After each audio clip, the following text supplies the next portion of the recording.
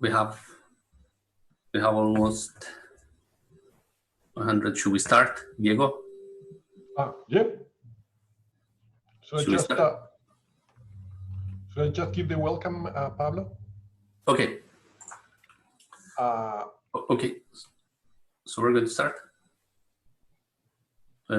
Should I? Okay, good. So welcome to the plenary keynote lecture of the Bolivian Conference on Development Economics. This year we are enormously happy to have James Robinson from the University of Chicago. James has supported the conference for a long time. We had him once live 9 years ago in La Paz.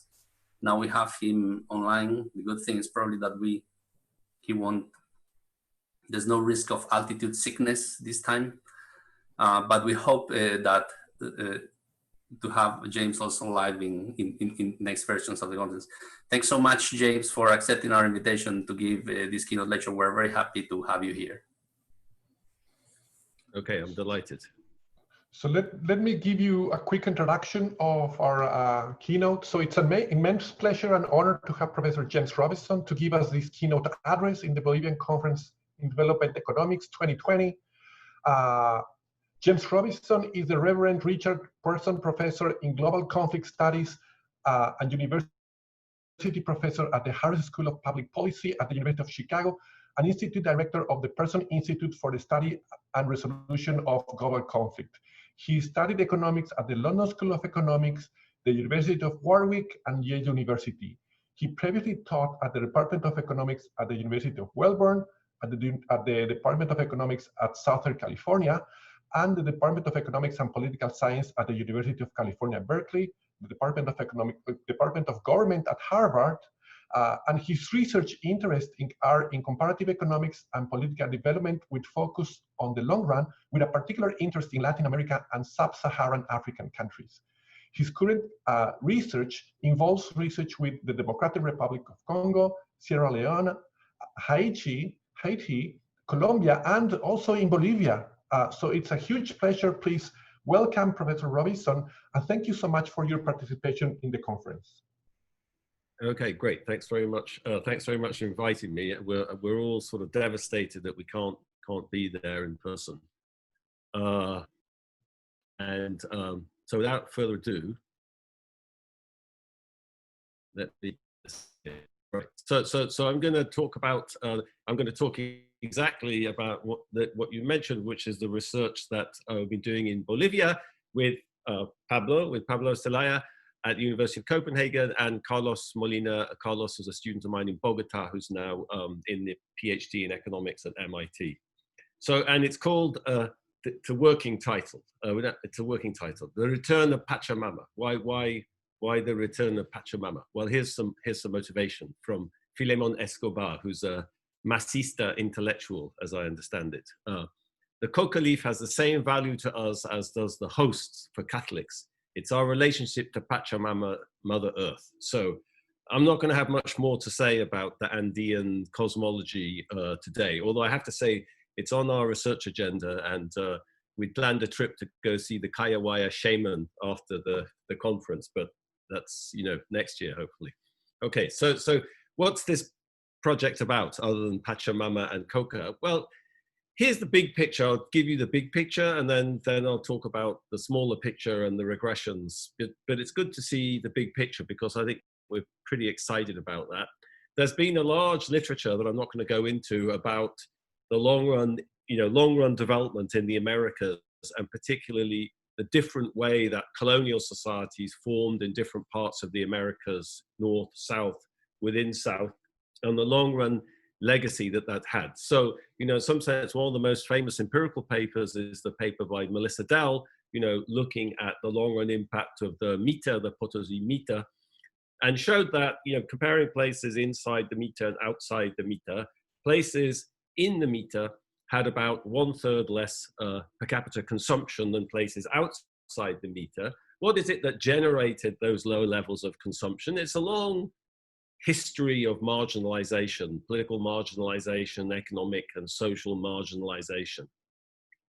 But the starting point for this, and I think, this is something that I've understood from studying Colombia for many years is that, colonial states and their post-colonial inheritors are very incomplete structures. So social scientists call states, weak or strong or whatever. And, you could say the states were weak. They're very bad at raising taxes and they're very bad at enforcing regulation.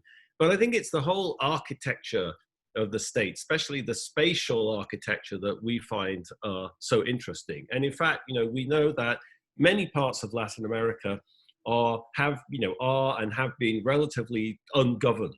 They've been governed indirectly through caudillos, through indigenous people, and different sorts of mechanisms. So elites might have been extractive in the dominant narrative, in Why Nations Fail, that we have this notion of extractive economic and political institutions, and Melissa's model in some, Melissa's empirical work in some sense tries to estimate the causal effect of a very specific extractive economic institution.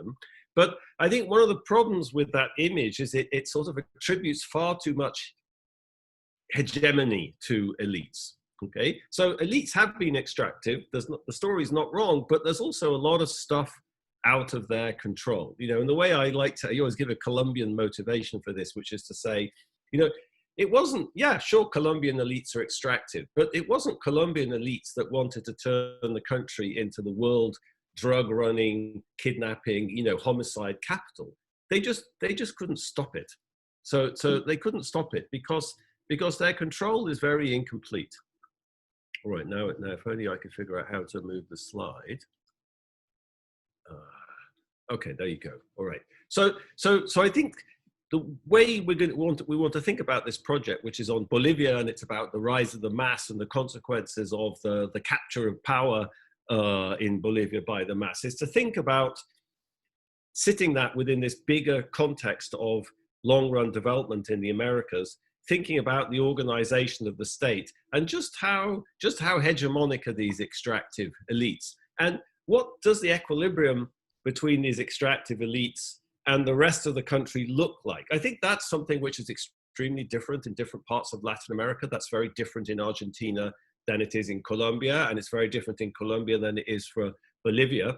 But at least in the Bolivian case, we're trying to use this concept of what E.P. Thompson called, in studying 18th century Britain, the moral economy. So Thompson pointed out that if you looked at 18th century Britain, sure, there was a central state, but the central state had very few functionaries at a local level. Most people were voluntary. They were kind of selected from society. Village constables, the people who ran the poor law, the magistrates, they were all amateur. They came from local society, and they functioned in a very dense set of norms and practices that were largely out of the control of the central state. And in fact, what Thompson tried to do is say, if you see disturbances and riots, and that was often the national government trying to disturb this local social equilibrium.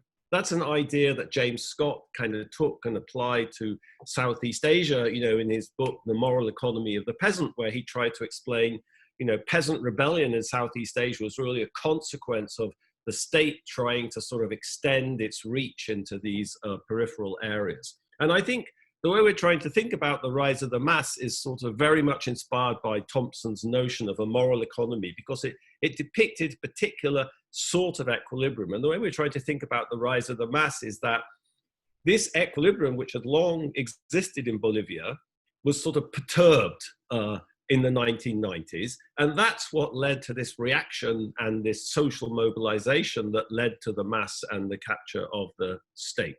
Okay, so I think I won't get into this in general, because the Bolivian context I think is very different. But like just to talk about the Colombians again. How do the Colombians manage this periphery that they can't control? Well, you negotiate. It's a very interesting process. Here's some warlords. They don't have these in Bolivia.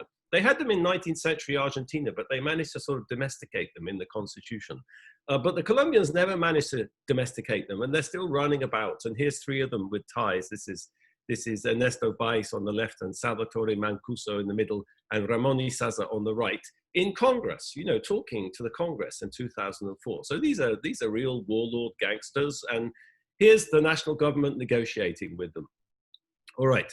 So if you get this idea of there's this periphery, there's a core, there's very uneven control of this periphery in many parts of Latin America, you get an image which is sort of close to C.L.R. James's famous description of the Haitian Revolution, which is, in some sense, the colonists were sleeping on, this is the white colonists in Haiti, were sleeping on the edge of Vesuvius, without realizing it. There was this Vesuvius, and Vesuvius could go off at any moment, and as it did indeed with the revolution. And but how do you predict when that happens? How do you predict when it happens? And what we try to focus on here is, so think of that image of Vesuvius, exploding. That's sort of what happened in the 1990s. And what led it to explode? Well, the focus is on this Hugo Banza, President Banza's Plan Dignidad. So this was adopted in 1997. It was the first sort of serious attempt to get the coca economy under control. Okay. So there'd been plans and before that, but it was voluntary. It was reduce the size of coca.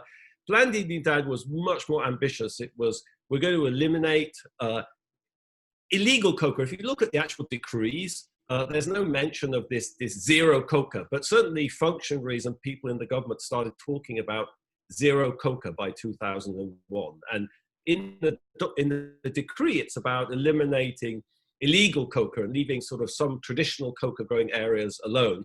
But certainly as it expanded, it involved enormous amounts of forced eradication of coca crops by the army. So the government formed new forces, paramilitary forces funded by the US government. Here they are with a machete. In Colombia, they spray you from an aircraft, but Bolivia, they come with a machete that's more in your face, perhaps. We'll see if we can interpret the regressions like that.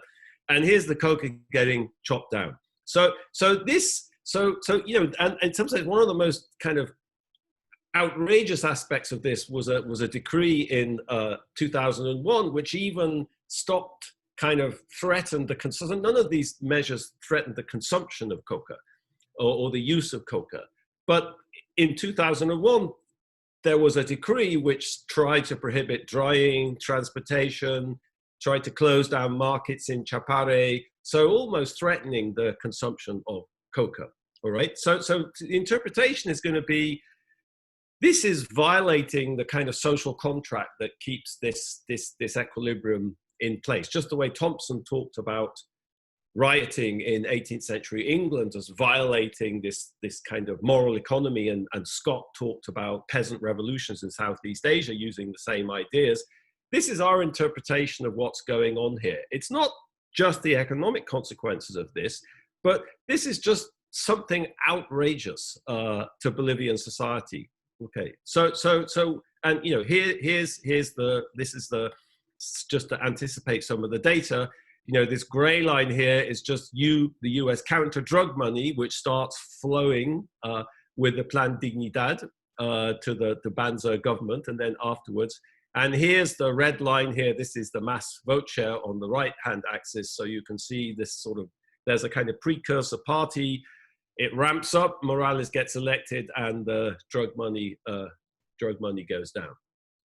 Okay, so I think that, the connection between the mass and the coca economy is sort of well understood. The cocaleros, Evo Morales was a coca grower in Chapare.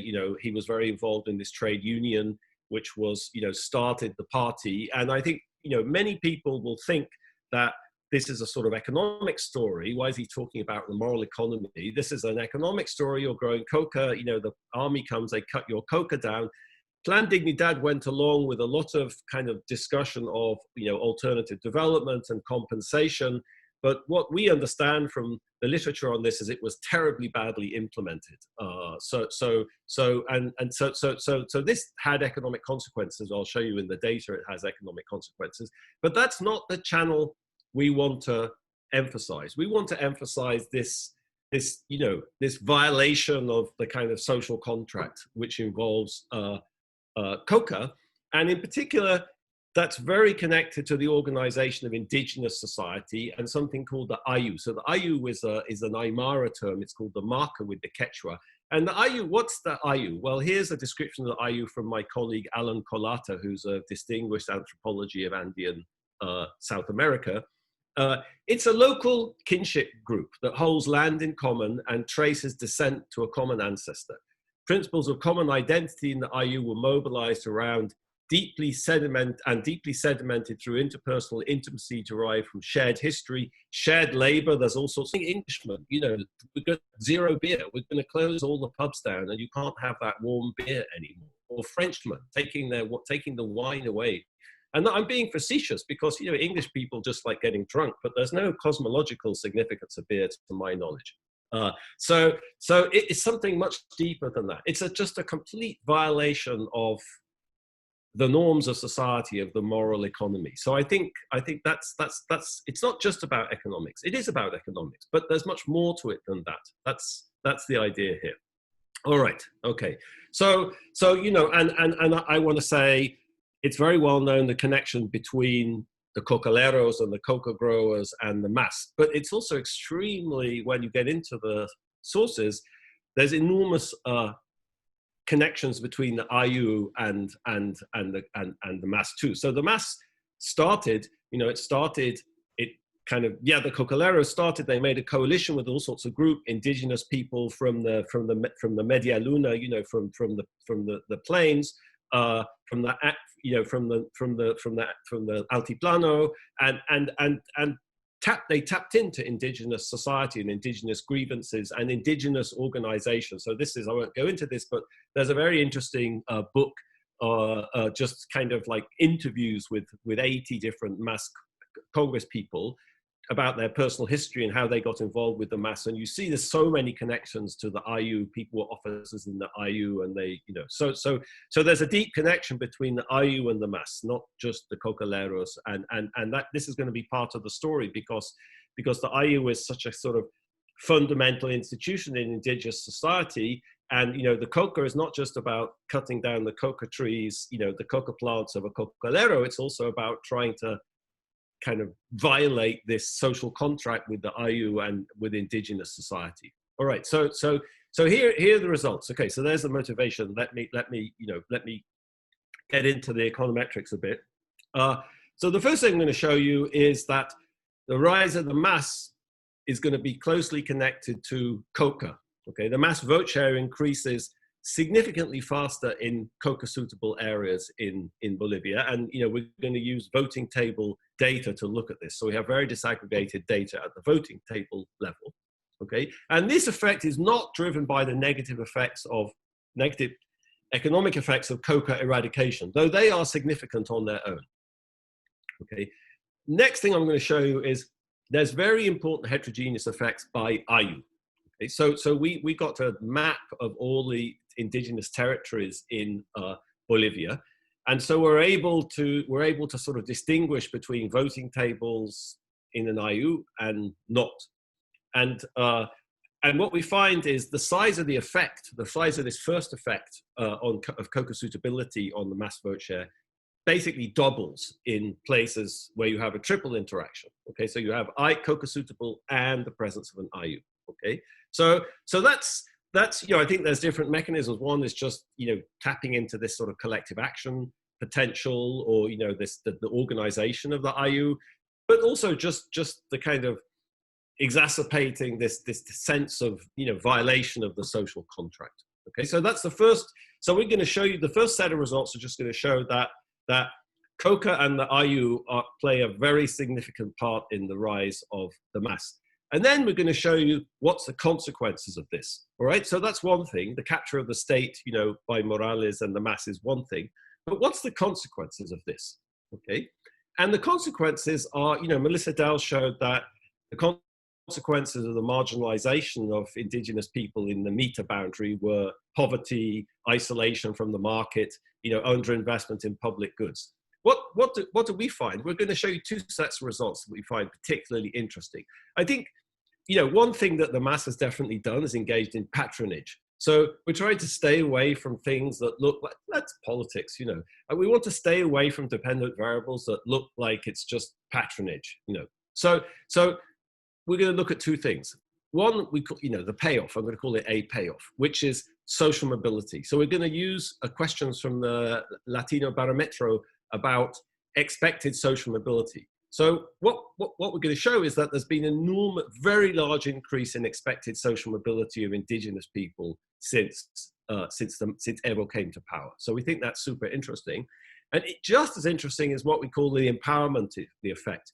And the empowerment effect is that there's been a significant increase in indigenous people giving indigenous names to their children.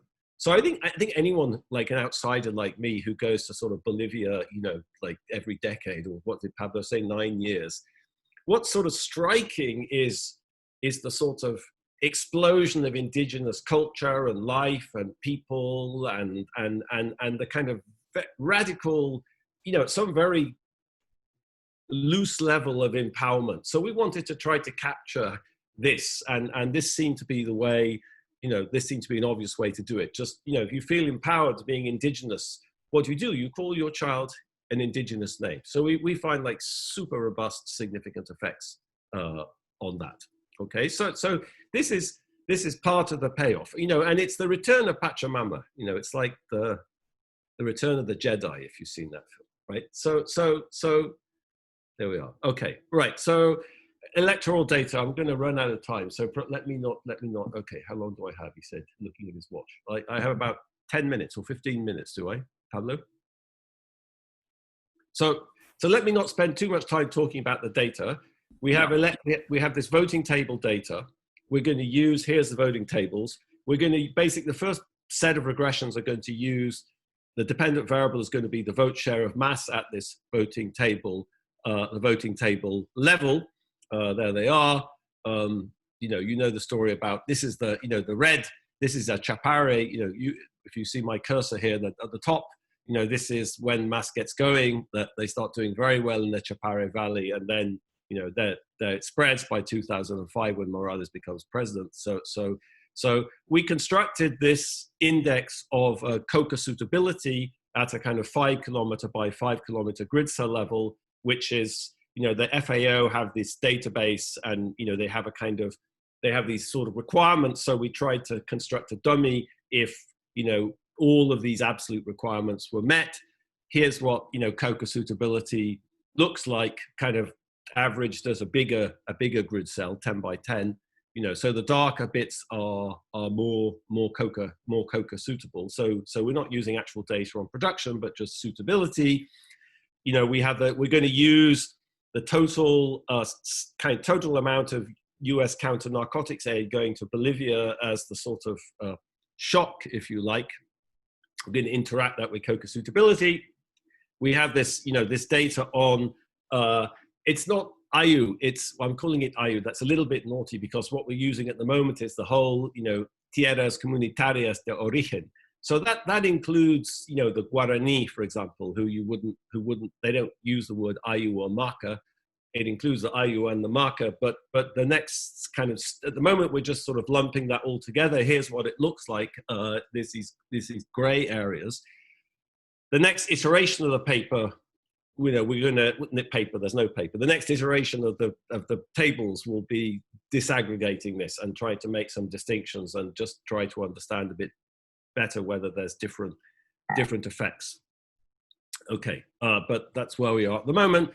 You know, I'm going to try to, I said that our story is not about the negative economic shock, you know, shock of having, you know, coca, your coca cut down, but that we're going to control for that. How do we do that at, you know, at a grid cell level using nightlight? So we're going to use nightlight as a kind of development outcome. You'll see what happens. Okay, and let me talk more about the social mobility. You know, we got all the birth records between 2000 and 2010. So it's about 2.5 million to look at this naming.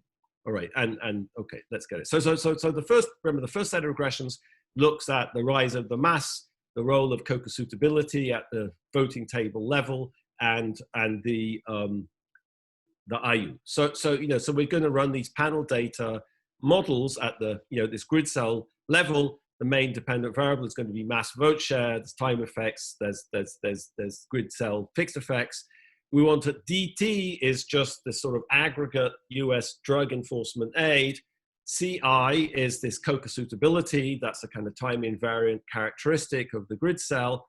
And AI is, is the proportion. You can use that map to sort of say, what's the proportion of this grid cell that is, that is IU or, these territories more broadly, okay?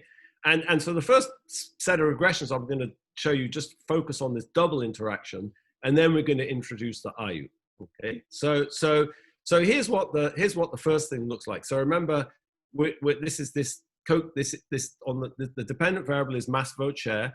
The right-hand side is the interaction between this aggregate counter-narcotics aid and coca suitability, all right? So what you see here is, and then there's all sorts of, other types of covariates here, which I'm not going to go into. There's a very robust, significant positive effect of coca suitability when the US drug aid comes in, coca suitability, the mass vote share goes up significantly more. Here's what happens when you control for nightlight. You can see this is negative, meaning this is sort of the negative economic shock. The negative economic shock is associated with more mass vote share. But I guess what I want to emphasize is that that doesn't change the coefficient at all on this coca suitability. Okay, so that's sort of interesting. You might think, this in an Angrist and Pischke sense, this would be like a bad control in some sense. It could be the channel through which this is working. It seems to be important, but it's not, it doesn't reduce the coefficient on coca suitability. So I think that's interesting. It's not the story we wanted to tell, but it's there if you like that story anyway. And here's the triple interaction. So now we estimate the same model and we do the triple interaction, counter drug, money, coca suitability times IU, okay? So what you see here is that that's very significant, and it basically doubles the quantitative effect of coca suitability on that. So the mass vote share goes up significantly more in places that are coca suitable compared to not coca suitable. That effect doubles if it's coca suitable and IU as well, okay? So one question is, the double interaction is not significant, which we're still kind of trying to think about, because you might think, so this is just the interaction between IU and counter drug aid. And I guess the way we're trying to think about this at the moment is there's a big difference between having an IU where you're actually growing coca and the army are coming with their machetes and cutting your coca down. The IU that we went to, for example, outside, one of the IUs we went to outside Ururu, it seems to be too high to grow coca there. It's not optimal coca growing. They didn't seem to be growing coca that we could notice. Of course, they're chewing coca and they're buying coca and they're sharing coca and exchanging coca. But I guess there's a very big difference between that and actually growing coca. So it's positive here, but it's not significant. So that's but that we're still trying to investigate that. So that's the story of this, what's creating this mass. It's this social contract and it's not, what's interesting for someone like me who studies Africa also is, I'm not showing you any of this coefficients here, but this is not a story about ethnicity also. It's really a story about organization and institutions. If you control for Aymara, Quechua, Guarani, whatever it is, it has no effect whatsoever on this. So it's not a story about ethnic politics at all. It's a story about indigenous organization, collective organization, and this social contract. That's what we want to say. All right. So let me go through, and just talk a little bit about what I call the payoff, and then this empowerment effect, and then we're super interested in comments and questions, of course. And so here's the second model we're going to look at. This is just looking at the social mobility.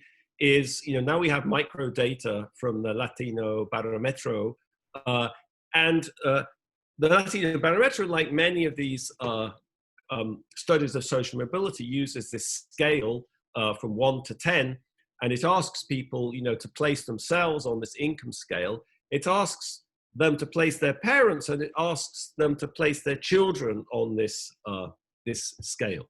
Okay, so think of YIMT as being, so this is individual I living in municipality at time T, which here is a kind of wave of the Latino barometro. We have, we have time dummies, we have municipality fixed effects, and this now DT is a dummy which is 1 when Morales comes to power. So now we're not studying the rise of the mass anymore. We want to know, okay, what were the consequences of this? Okay, and IMT here is basically just a dummy from the Latino barometro if you're an indigenous person. Okay, so when Morales comes to power, how did indigenous people see the future of social mobility? And I think we're particularly interested in, and we're here, of course, we have lots of individual level covariates and things like that, which I won't go into. We're particularly interested in, how do they see the future? How do they see their children? Well, here's the effect for themselves, okay, for the parents, which is not much really. I mean, because Morales did implement policies, which were kind of pro-indigenous. For example, promoting the use of indigenous languages in the public sector. But it's hard to imagine, like, realistically, that this has, this immediately leads to people to kind of, to improve their status in life. But what about for the children? So here we find a super robust effect of this interaction between the Evo. So this is just, it's just a dummy which switches on when Evo gets elected, and whether or not you're indigenous. So if you're indigenous after Evo comes to power, this massively increases the expected social mobility of your children, okay? So this is part of the, and this is, so I don't think you could, I mean, I don't know, maybe you think this is patronage, there's more, but your children are more likely to get a job in the civil service, because now they're favoring indigenous people, and that's all patronage. And so perhaps you can give this a cynical interpretation. But this seemed to me to capture something real about what's going on in Bolivia.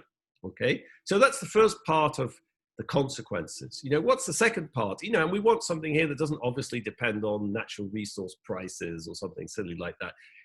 Here's the assessment of the parents. Again, this is like a kind of placebo. Like, this couldn't really affect your assessment of your parents' position on this income scale. And of course, this, you could say, this is expected mobility. It's expected mobility. So aren't we more interested in actual mobility?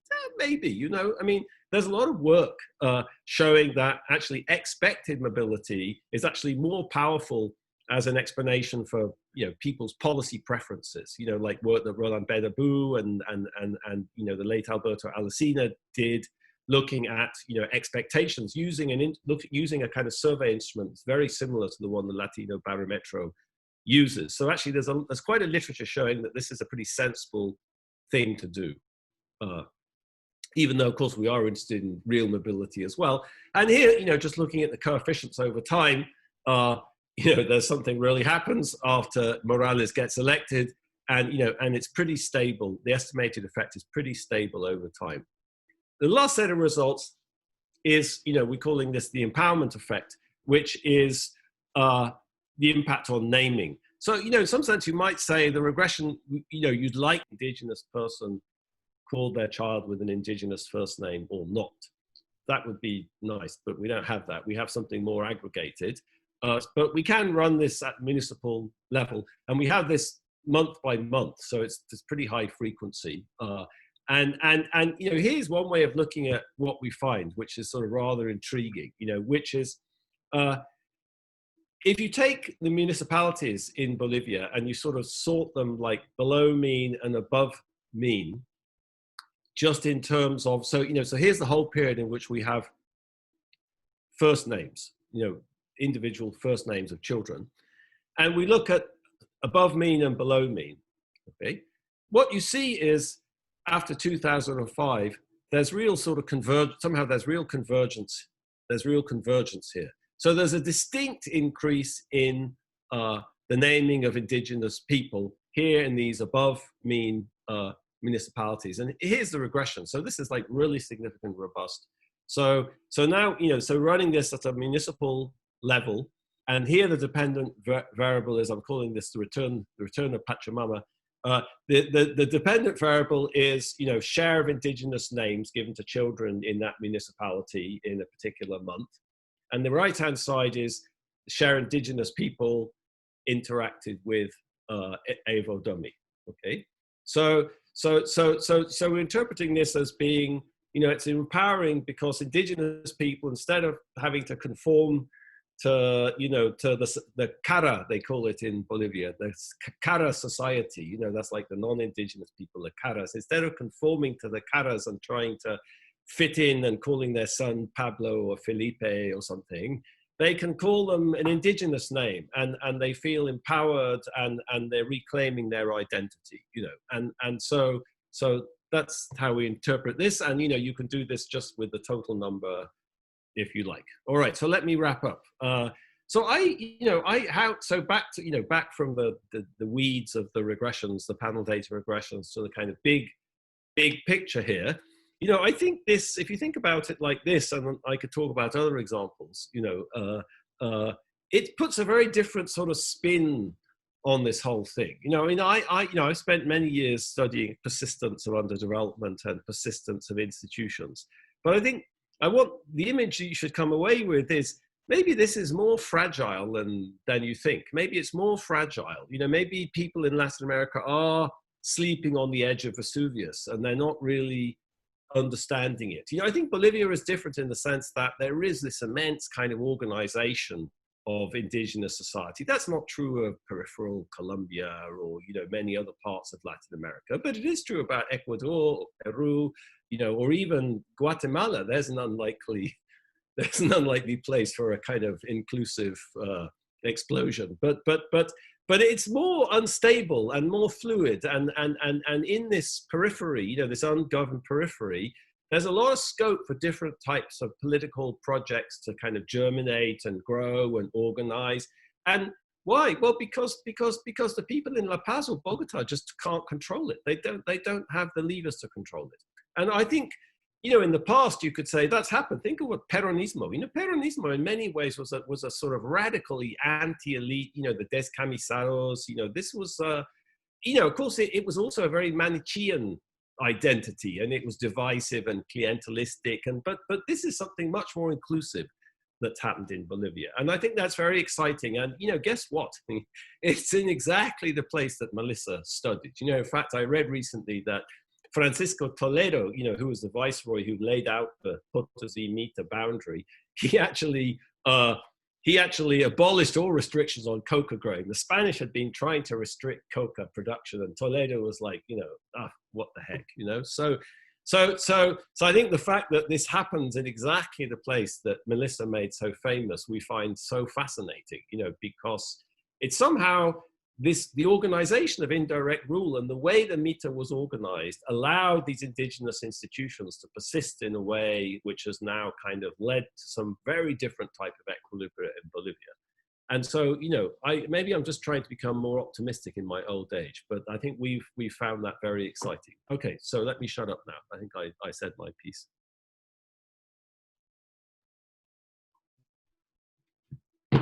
All right, now what do we do? I cannot think of a much better motivation for Bolivian researchers than coming and having such a detailed analysis about Bolivia. So and having like Evo Morales, that was a true, let's say, huge impact on so many aspects about Bolivia, right? And now following the conversation and following, let's say, your presentation, looking at, let's say, votes for mass, mobility, empowerment, let's say, naming of children, the return of Pachamama,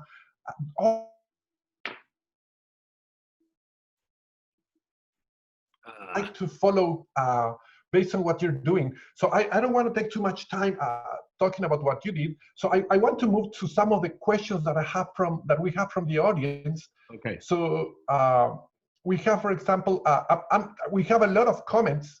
You can go on the Q&A on your own, but I will just focus on the questions. So for example, we have one from Pablo Mendieta, and he says, given your research, what do you envisage for your next years about mass politics power in Bolivia? Is there a chance for social conflict?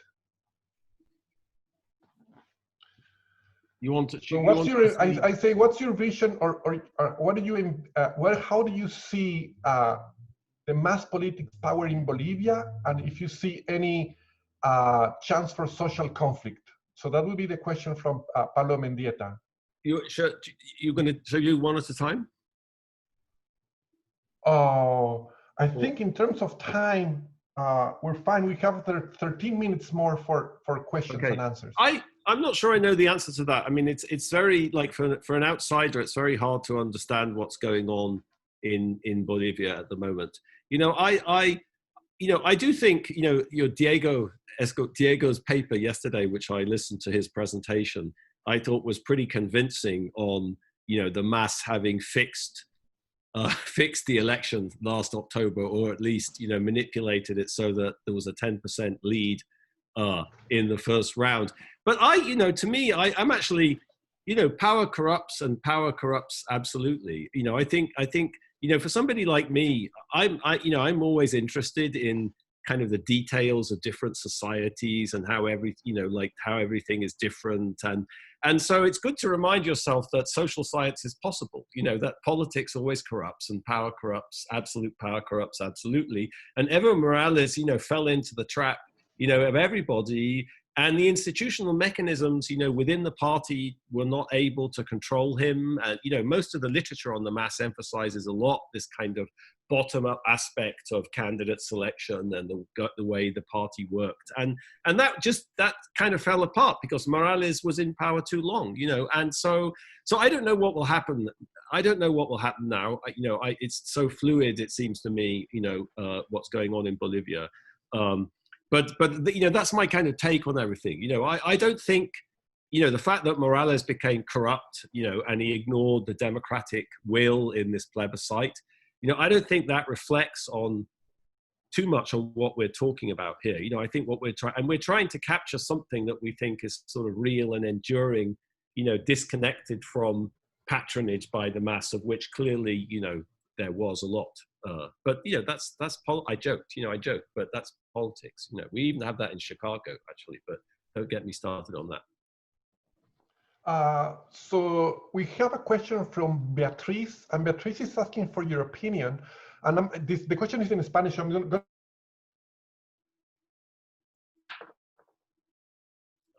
important, and the IU probably was not the case what happened in Chapare, because most of the people living in Chapare might have been immigrants coming from miners that came from the highlands to Chapare. Like, what was your opinion about that? Yeah, I think, but the mass is a coalition, of all sorts of groups, of indigenous groups, and CONAMAC, for example, CONAMAC, which is this sort of big organization representing IU and MACA. So MACA all over Bolivia. Very early on, they kind of joined this coalition in the mass. So that's right. The Chapare Valley is like a frontier zone. It doesn't have these kind of stable indigenous institutions. But I think the point is that the Cocaleros got into this much bigger coalition where they could leverage the capacity of these institutions. That's the story we will tell. We have very specific question from Joaquin Morales. So he's asking, how do you define the first name as indigenous in Bolivia?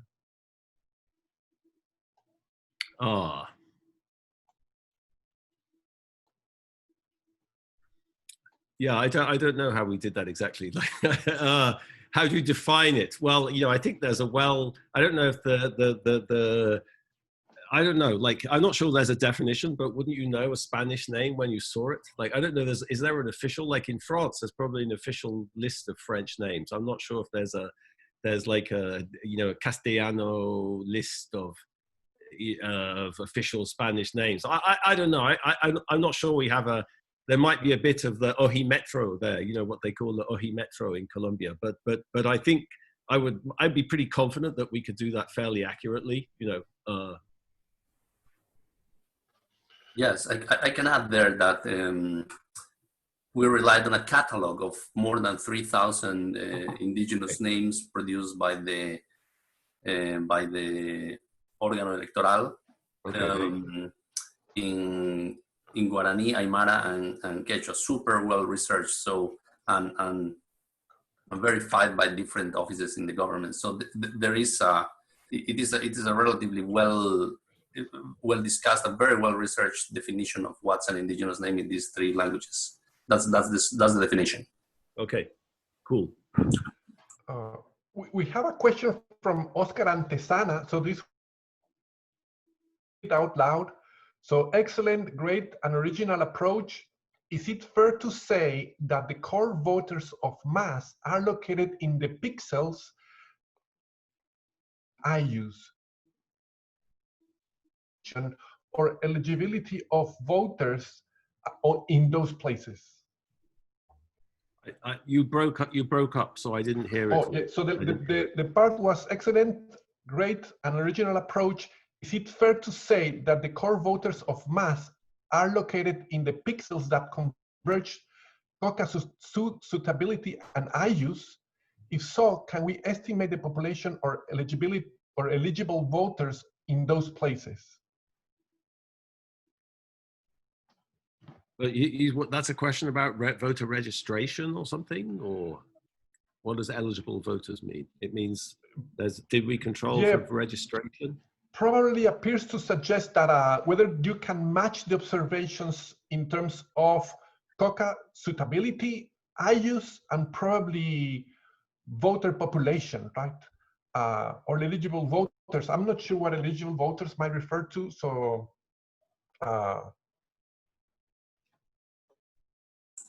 Yeah, I mean, we know the dependent variable is the vote share. So not. Yeah, I don't know. Like about that's a question about the distribution of population in Bolivia or something, or whether there's more people in. I don't know. I'd have to think about that. What? That's some sort of confounder, or. Yeah, I don't know how to think about that. Whether that's a confounder or what that looks like. I guess we could. I mean, we have these fixed effects. I guess population is changing slowly, but I don't know. I'd have to look at that. I don't know off the top of my head how that works. Population, total population, or voter registration. We have another Vanderlei. How do you explain the reduction of indigenous in 2012?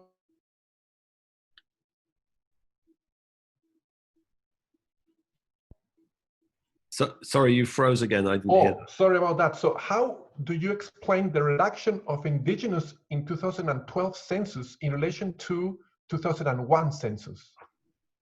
Yeah, I don't know. We're thinking, I mean, one thing that's very complicated about the 2012 census is that they introduced this much more complicated way of identifying as indigenous. So, like, there's lots of different, there's far more categories than there were in the previous census. So it's a bit difficult to compare. It's a bit difficult to compare one thing with another because they gave you much more options to state your identity.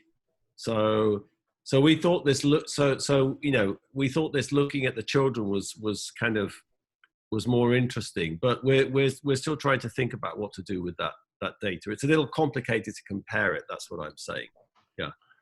I'm not sure if you were following the presentations this morning about COVID, but there is a question from Amparo Vallivian, and she's saying, somehow your results seem to match the surprising conclusion from Professor Chumacero this morning, that Bolivia's large informal sector is actually an advantage.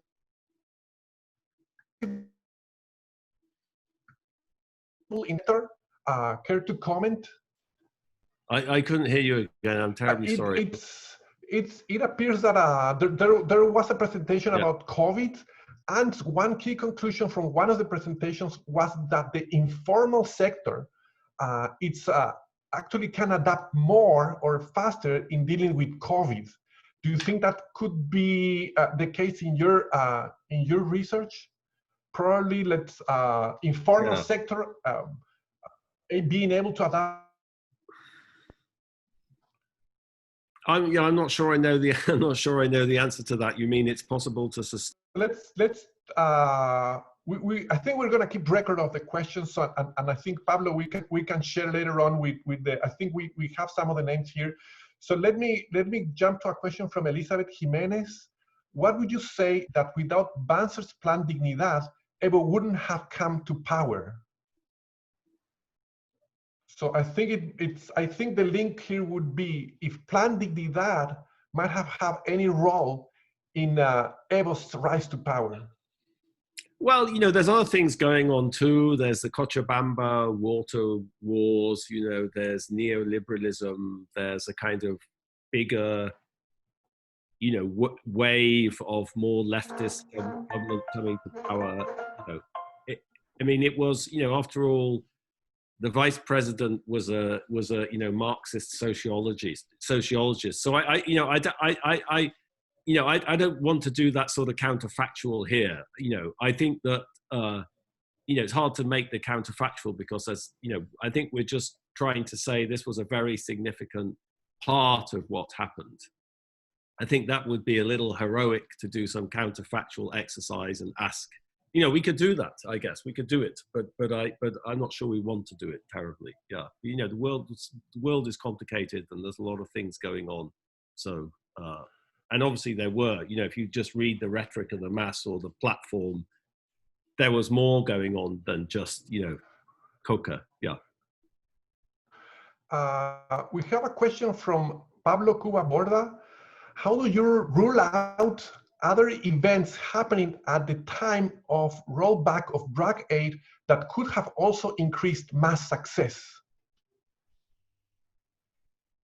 I mean, there were other things going on. You know, there was the whole decentralization. You know, I think it's sort of clear that part of the motivation for formation of new parties was decentralization. You know, in order to contest these local political positions.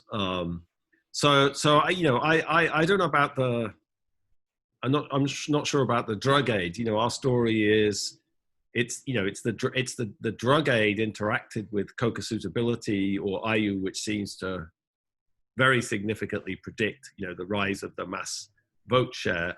So, you know, what are the confounders? Well, you know, yeah, the decentralization is going on, but that's kind of happening everywhere. So it's not clear how that differentially affects places with the Ayllus or the. So I'm not sure what else you have in mind as confounders, but to me, the decentralization is the obvious one. You know, and you know, obviously there's commodity prices or whatever, but we have time effects, and you know, and it's not clear how any of that would. I mean, maybe we could try to control for where resources were and kind of see, you know, that obviously the prices hit the prices at an aggregate shock, but you know, the deposits of resources are different in different parts of, you know, distributed in the country. So, you know, we have quite a lot of different covariates and strategies for controlling for that. So I'm not terribly concerned, but obviously we're interested in any ideas people have about what could be confounding the results. Yeah. So let me merge two questions, one that is coming in Spanish and one that is coming in English, because they are kind of related. So Pablo Mendieta is asking, can you tell us if your research findings have implications for economic and political Bolivian situation during this pandemic? And this is also related with a question from Evelyn Canelas that is coming in Spanish. And do you think this is a good time to push for production and consumption that are sustainable?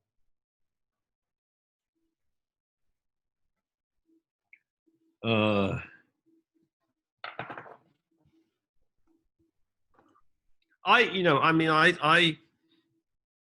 think when people have asked me about, you know, what do I think the challenge of dealing with the pandemic is, I would say, you know, it's a moment where the government has to take on all sorts of roles, you know, that normally it wouldn't do, you know, like this business of telling people to stay at home and isolate and, you know, trying to do contact tracing or trying to use different strategies to limit the spread of the virus. You know, it's you have to sort of take on all these draconian controls, and you know, even here in Illinois, it's sort of unimaginable. And And you know, one of the problems in the United States is that people in the United States aren't used to that, and they don't like it, you know. And so all sorts of idiotic things become very salient, like even this business of wearing a face mask, you know, like that's become a huge kind of axis of contestation, you know, for no rational reason, but just because people don't like the state in the United States. So I would think this is probably a problem in Bolivia, you know, because you know, the crisis has hit in Bolivia at a time of kind of, you know, enormous discontent with the government. You know, you have a current president who's not elected, basically, who sort of is in power because, you know, the constitution was followed, as Diego was saying yesterday. But when the Masistas, you know, who should have become president, basically resigned, you know. So you know, after Morales resigned, there was a particular succession in the constitution, which was sort of followed, but only because various people opted out. So it's not clear that the Bolivian government has a legitimacy to kind of actually implement the policies that are needed, you know. But maybe this comes back to the previous question that somebody raised, but maybe that's okay, because so much of Bolivia is like self-governing anyway. You know, if you read, there's a very interesting book by Cian Lazar, who's an anthropologist at Cambridge in England, about El Alto, about like how El Alto governs itself, basically. You know, like, you know, if you drive around El Alto, you know, there's all of these local institutions and governance structures and sindicatos. So the national government, you know, has, even though it's just up the mountain, you know, the national government, you know, even there, the control of the national government is limited, but there's lots of other organizations that can take on the task and probably are much more legitimate and much more effective than the national government as well. So maybe that's connected to the informal sector and the kind of self-organizing nature of a lot of Bolivian society. So it's like, even thinking about that, everybody forget these other existential crises we face on the one hand, but on the other hand, it does show that we need institutions of global governance. You know, you can't, it doesn't matter how organized you are. You know, you can be New Zealand and basically eliminate all COVID, but that doesn't stop it coming from outside. What are you going to do? Close your tourist industry down and close all trade and close your borders forever? So we're all in this together, you know, so it's a global problem. And you know, we need institutions of global governance. And perhaps if those can be reconstructed or constructed much more effectively, then they can start thinking about other problems like climate change or global warming, you know, which would be a good thing. So it seems, you know, it goes in either direction, but I'm not sure I have anything terribly sensible. I'm just saying the obvious. Okay, great. Thank you so much. I need to apologize. We have a flood of questions. Unfortunately, I don't think we will be able to go over all of the questions. Time for one more, Pablo, or? No, I think we have to close. We're getting these messages. Okay, so let me tell Pablo, thank you so much. Again, I don't see there could be a fantastic, even greater presentation. Hey, we need to do some research. There's so many research questions that we can address home, right? So these is things that are happening on our backyard, right? So thank you for your presentation. My pleasure, yes. I think we need to stop here. Okay. Thank you very much. Questions that we couldn't answer. Very good. Thank you very much.